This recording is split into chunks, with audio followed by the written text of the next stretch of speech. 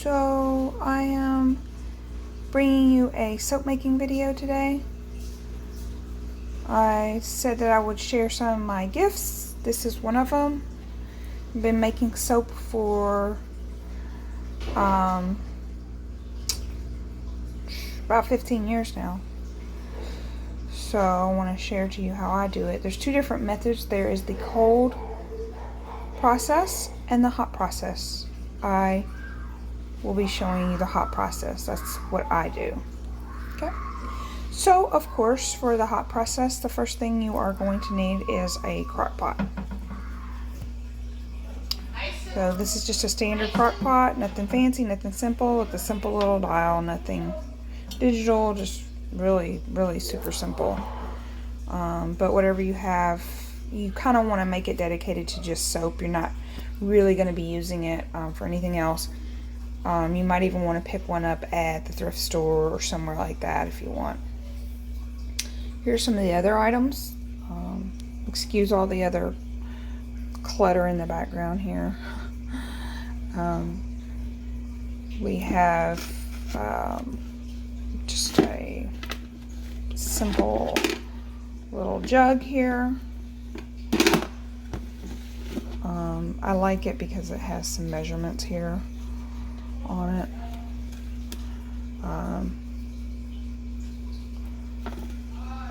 But I use this for my water and lye mixture. Again, you want to have something dedicated. Also, I would advise to have like a piece of masking tape and put on there like lye and skull and crossbones, because you know, if you put, you know, your lye and your liquid in here, and someone mistakes that for water and they drink it, they're probably going to die. So you want to definitely keep this away from children. Try to make sure there's no children or pets in the area when I'm doing this. So. Olive oil, it's a major base for my soap. And this is, it's getting to the bottom of the barrel now. This is coconut oil.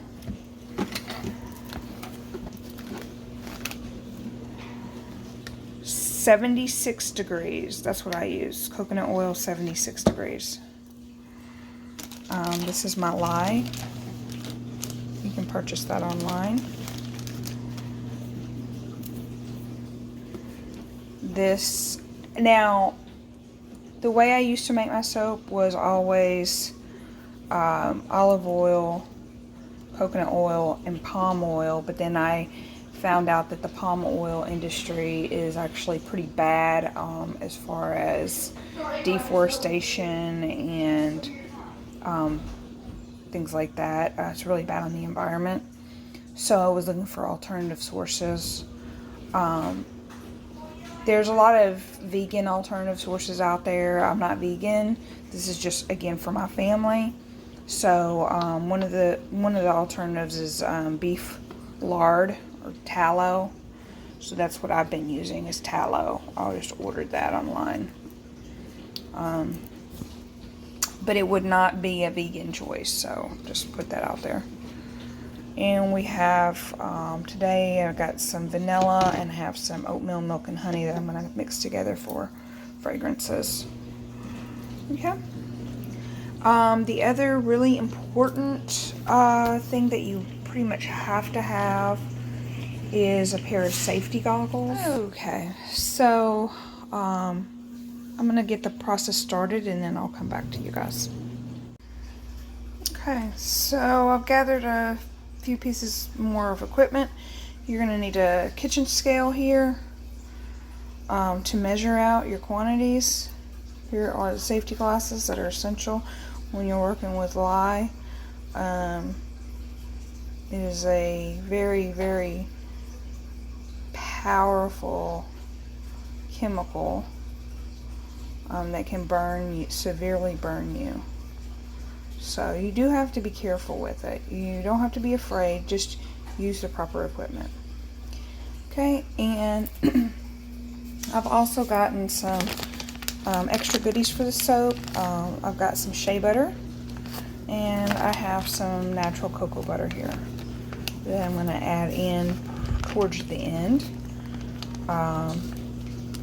after the soap has been cooked, to add the extra moisturizing benefits of these two items. Okay, so the next step is going to be to measure out your oils, your stuff here. So we've got the olive oil, we've got the coconut oil, we've got the tallow. Okay, I'm not going to mess with the lye yet. That's going to be put back here. So I'm going to measure these out. Now, I mean, depending on how much soap you're making, are you going to make 4 pounds? That's about what I make. Are you going to make, you know, just a very small amount? So you have to think about that, how much you're going to make. And then do you want more coconut oil? That's going to make it more bubbly. Do you want more tallow? That's going to have more firmness, less suds, and, you know, give it the firmness that you want, but probably a little bit more moisturizing. The olive oil is definitely, the more olive oil, the more soft it'll be, but this is where a lot of the goodies are for your skin. So it just depends what qualities you want in a soap. So that's something you have to kind of mess with. You can put even amounts if you want. Alright, and divide it up into even amounts. But the best thing that you can do is there is a place called, online called Soap Calc. Soap Calc. CALC. So you can run a search on that, go to their website. They have a calculator that you're going to need to use anyways. You put in your oils, you put the amounts that you want, and it tells you how much lye, because depending on what oils you use and how much you use will depend on how much lye you put in.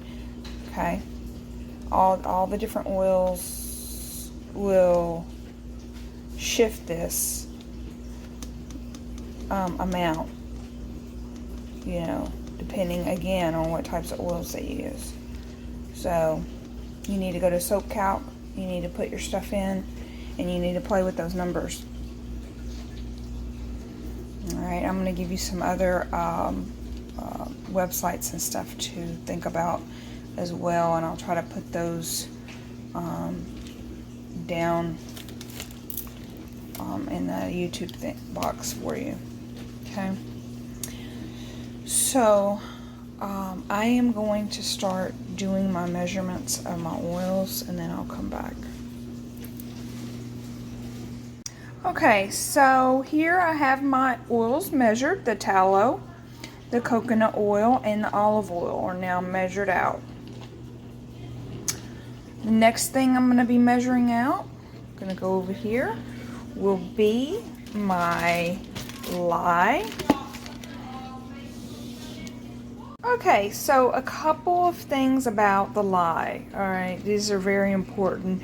There are safety precautions that have to be used. Number one, you have to have safety goggles when you're using this to protect your eyes. Some people even wear long sleeve clothing. Some people will wear gloves. So if you want to protect your, if the light gets on your skin, it will burn you. Okay, very, very, very badly. So you do not want that. You do have to take safety precautions. The other thing that is really big when working with lye, so you are going to be mixing lye with water. Okay, that's what you're going to be doing to make your solution. So when you mix water and lye together, there's one very, very important thing you have to remember. Okay, there is a certain sequence that has to be done. You always pour lye into water.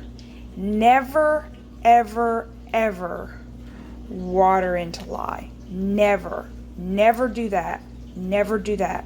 Because if you do that, when you pour the water into the lye, it could totally just explode up on you, and you probably end up in the hospital. So lye into water, lye into water, always, always. Okay, always remember that. Never the opposite. Okay. So what I'm going to do is I'm going to measure my lye out, probably in a glass bowl, because this is straight lye.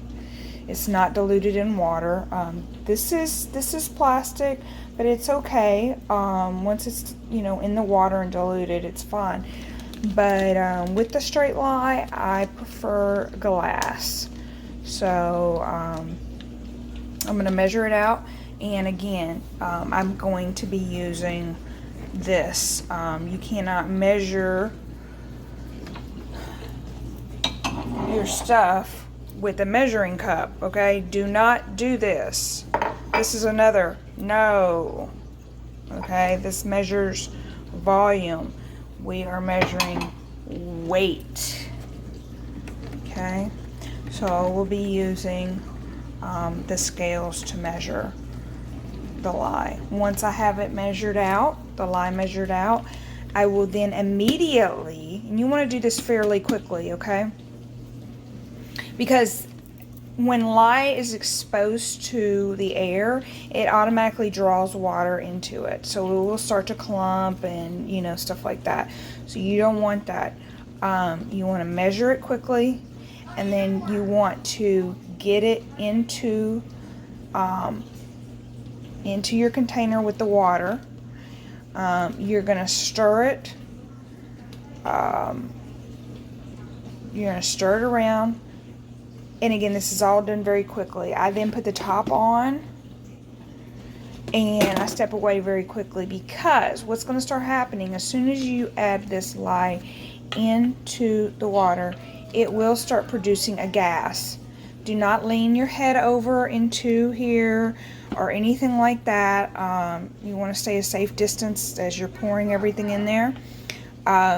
Because if you get a big inhalation of that gas, it could damage your lungs, could throw you into some kind of asthma attack. So yeah, you don't want to do that. So you want to get the top on, then you want to put your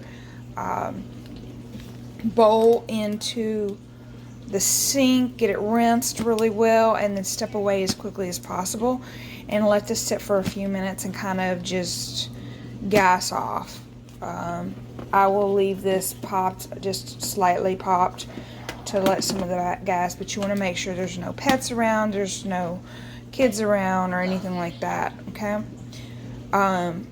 So once it has cooled down significantly, it's not too hot, then we'll be able to mix it with our oils. Okay, so while we are waiting for this to cool, right, I'm gonna go ahead and put these oils into the crock pot.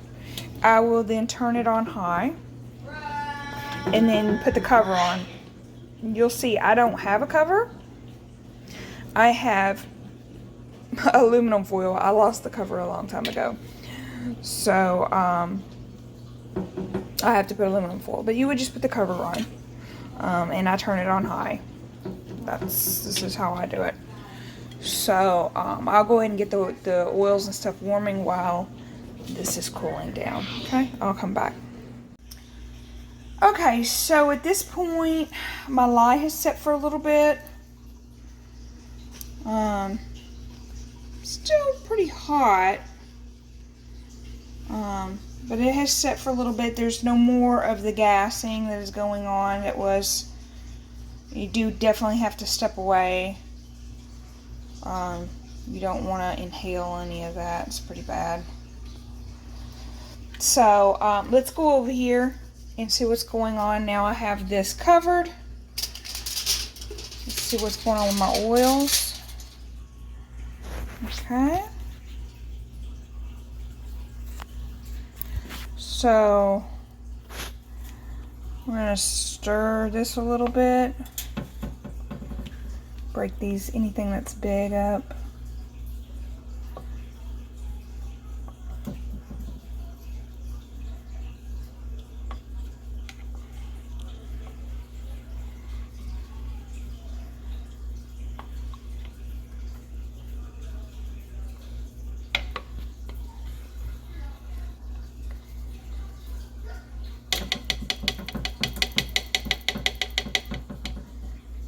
Okay. So I'm going to let that sit just a little bit longer until I can get some, I don't want to have any big clumps still visible. Small, I'm not too worried about, but let's go ahead and let that set for just a little bit longer and come back. Okay, let's check the oils again. This time it looks like they are indeed ready to go. Okay, so there's going to be another piece of equipment here. Let me get it. Okay, so the stick blender is definitely going to be your friend in soap making. You definitely have to have this. This is a critical piece of equipment here. Alright, so what I'm going to do is I am going to pour this into the oils, and then I'm going to be using the stick blender until it turns into a pudding-like consistency. Alright.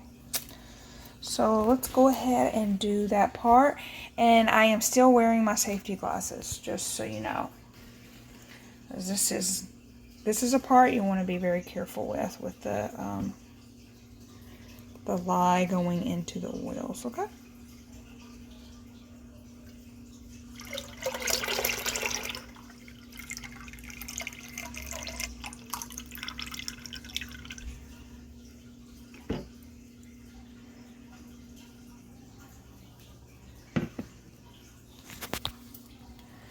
Okay, now we're going to stick this in here.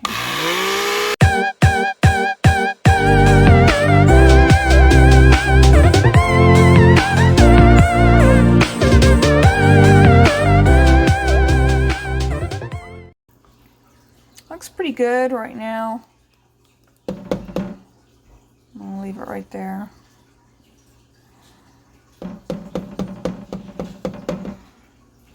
Okay, and I'm going to go ahead and I'm going to start rinsing out some of I'll be rinsing that out, filling it full of water, making sure it soaks really well.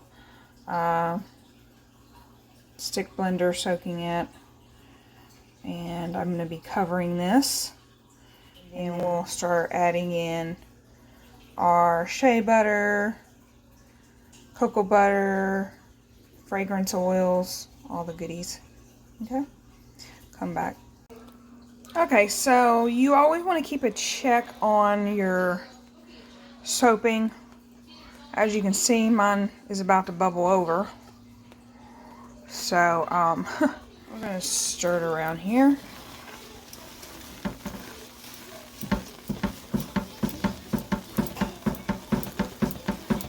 This is probably pretty close to getting done already.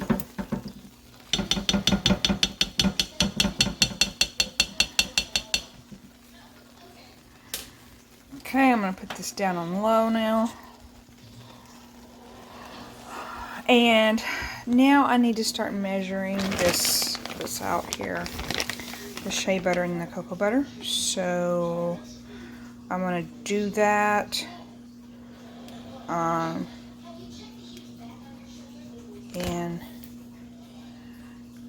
go from there. So I'll come back.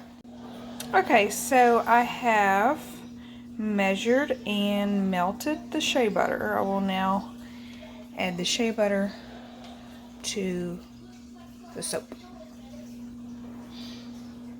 Okay, I have the cocoa butter melted, measured out and melted. I'm going to be adding it to the oils or to the soap and stirring it in. Well, that will be, this is my next step. And just so you guys can see, you'll see the soap here has a nice kind of translucent color. That's how you know that the soap is done. Okay. And one other way that you can tell is to take a tiny little piece like this. Kind of take it and smash it on your fingers, and you do what's called the tongue test. You actually take the tip of your tongue and put it to this, and if it kind of zaps it like, you know, like a battery zap, then it's not ready. There's still a lot there. But if it, no, there's nothing there, then that means it's ready. That means the lye has all been used up. There's no lye that is now left in the soap. It has all been what is called saponified. This is saponification here that happens. And all the oils have now been turned into soap. So that's kind of how the process works. So we're going to add that cocoa butter to it and stir it in, and then we'll be measuring our fragrance oils and adding that in next. Okay, so here's the fragrance oils I've measured out. And that's the last thing I have to put into the soap. I have this is my mold, okay? My husband made this, okay? It's very just simple. There's a lot of different molds. You can buy molds. However, there's a bunch of instructions and doing different things. For your liner, you can do all kinds of different things with your liner. But I just get a garbage bag. And that's how I do mine. I just put it in there. And then it just comes right off. And then I cut my soap up. Now, with the hot process versus the cold process. So hot process, the soap is completely saponified. It's ready to go. On day one, you can use the soap. Cold process, there's still some saponification that takes place. That continues to take place. So the soap actually has to age for about 2 to 4 weeks for it to be ready to use. So that's another reason that I love hot process soaps, okay? Because I'm ready to use mine. So, it was just a little warm still, but that's okay. So I am going to add in my fragrance oils. That's what I'm going to do now. Go ahead and do that.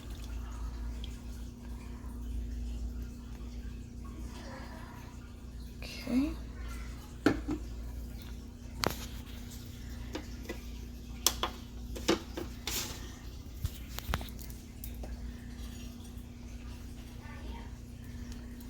And then I'm going to stir it in.